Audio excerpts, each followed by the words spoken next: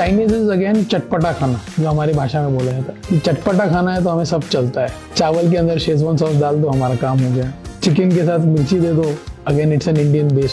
So that is the reason we all love lot of Chinese food. Is it's fast, it's got taste, and it has got lot of spices. That means you can, the type of sauces, so what our palates are already close to a lot of masala and chatpata, so Chinese by itself gives us that same feeling. So that's why we are more inclined to Chinese. Plus being Indians, a large section of us is very much inclined to rice eating, so that is also rice and gravy. It takes us also to understand something like a dal chawal. That's why we are more inclined to Chinese cuisine. Secondly, Chinese cuisine is very fast, and thirdly, it is giving us that nostalgia that yeah, we are eating Chinese food. So that is the reason Chinese is the biggest hit in the market today.